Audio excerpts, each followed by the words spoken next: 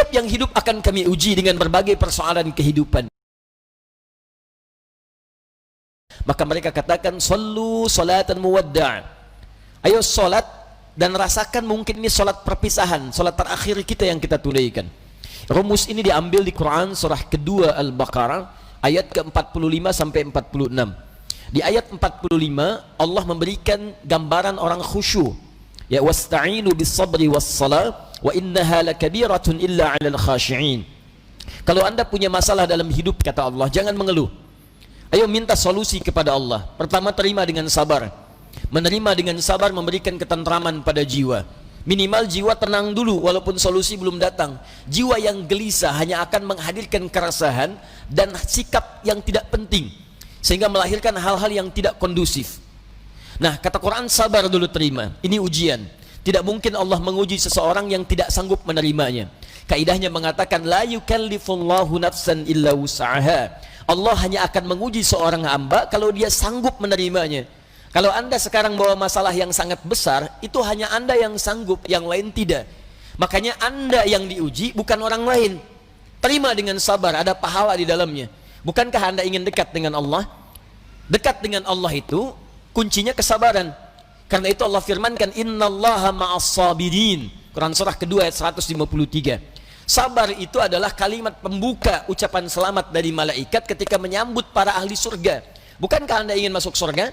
Maka di Quran surah ke-13 ayat ke-24, malaikat disebutkan dalam Quran menyambut ahli surga pertama kali dengan kalimat sabar. Salamun alaikum bima sabartum fa ni'ma uqbaddar. Selamat ya, Anda sabar saat di dunia. Sabar. Dengan sabar ini Anda bisa masuk surga. Silahkan nikmati tempat yang belum pernah Anda nikmati dan rasakan sebelumnya. Sabar. Dan sabar itu selalu bersanding dengan ujian. Quran surah kedua Al-Baqarah ayat 155. Ya, walanabluwannakum bisyai'in minal khauf wal ju' wa naqsim minal amwal wal anfus wath thamarat wa basyiris sabirin. Setiap yang hidup akan kami uji dengan berbagai persoalan kehidupan, bukan untuk membebani, kata Allah, tapi meningkatkan kualitas kehidupan. Sebab seorang yang tidak diuji tidak akan ketahuan peningkatan kualitas hidupnya. Anak SD yang tidak ujian sulit bagaimana mengukur kapasitas ilmunya untuk layak masuk SMP. Anak SMP yang tidak ikut ujian sulit diukur apakah kualitas keilmuannya bisa enggak masuk dia ke SMA. Demikian dalam hidup, ketika kita diuji, hakikatnya Allah ingin meningkatkan kualitas kehidupan, bukan ingin membebani hidup kita menjadi banyak dengan persoalan. Ada yang gelisah, kata Quran. Ada yang kemudian berkurang harta benda. Ada yang makanannya kemudian belum didapati. Ada yang sakit sampai dengan wafat. Ada yang proyeknya mungkin diambil oleh orang lain. Tapi kata Allah, berbahagialah ketika Anda diuji dengan itu semua. Hal yang Anda lakukan pertama kali adalah sabar. Wabasyiris sabirin, sabar. Tapi yang paling menarik, sabar itu tidak mudah. Tapi ada yang lebih susah dibandingkan dengan sabar, yaitu khusyuk. Khusyuk. Karena itu ketika Allah menyandingkan sabar dengan khusyuk, wasta'inu bis-sabri was-salah. Jika Anda punya masalah, terima dulu dengan sabar, minta tolong lewat salat. Tapi salat tidak mudah, illa 'alal khashi'in, kecuali bagi orang khusyuk. Khusyuk lebih sulit dibandingkan dengan sabar. Ketika Allah sandingkan antara sabar dengan khusyuk dalam salat, maka kata gantinya hanya menunjuk kepada salat. Wa innaha, bukan wa innahu. Ha, dhamirnya muannats. Salat ujungnya ta marbutah, menunjuk pada muannats.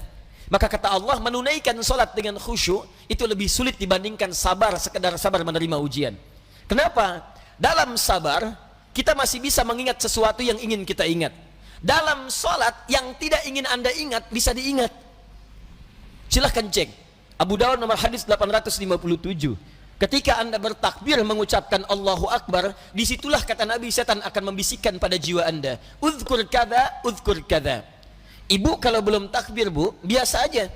Tapi begitu ibu mengucapkan Allahu Akbar, kata Nabi, setan di situ mulai bekerja. Ingat ini ya, ingat itu ya. Gak percaya silahkan nanti zuhur, Bu.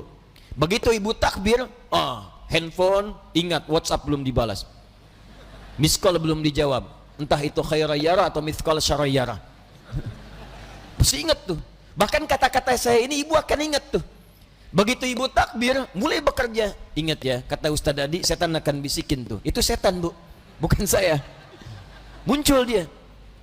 Ya hatta la yash'ur al-musalli kam rak'atan yusalli. Sampai-sampai orang salat, kata Nabi nih, kalau Nabi bicara pasti akan terbukti.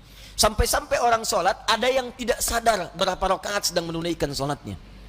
Oh. Muncul. Nah, kalau Anda ingin khusyuk bagaimana caranya? Ayat 46-nya mengatakan, ini poin kita. Alladzina yadhunnuna annahum mulaqu rabbihim wa annahum ilaihi raji'un. Alladzina yadhunnuna annahum mulaqu rabbihim. Orang salat yang khusyuk itu sudah ketahuan kata Quran dari persiapannya. Dia bersiap untuk menjumpai Rabbnya. Tuh. Dia sudah punya persiapan menjumpai Rabbnya, Allah yang merawat dia, mengampuni dosanya, menyembuhkan dia saat sakit, memberikan kecukupannya, memaafkan salahnya, mengampuni dosanya, memberikan segala yang dibutuhkan. Maaf, pimpinan perusahaan saja hanya memberikan pada Anda bekal kehidupan dari gaji atas pekerjaan yang Anda lakukan. Anda sekarang diundang sama pimpinan jam 9 misalnya datang. Bukankah persiapannya luar biasa? Mandi, cari pakaian yang bagus, ya, kemudian mohon maaf sekali, sepatunya pun sampai dibersihkan dulu, rapi-rapikan, datang dengan penampilan luar biasa. Nah, orang yang menghadap pencipta pimpinan, pencipta segalanya, Malikul Mulki, menghadap kepada Allah, itu kata Quran kelihatan dari sejak persiapan akan beda dengan yang lain. Jadi kalau menghadap manusia saja sudah bagus, menghadap Allah lain. Ketika tiba panggilan dari masjid, Quran surah ke-7 ayat 31.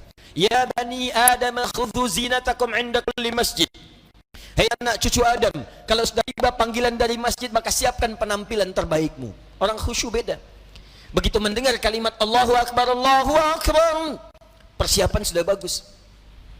Nah, jadi kalau Anda sudah merasakan persiapan seperti itu, maka ketahuilah Allah sedang mencintai Anda karena sedang meresapkan kekhusyuan dalam jiwa Anda.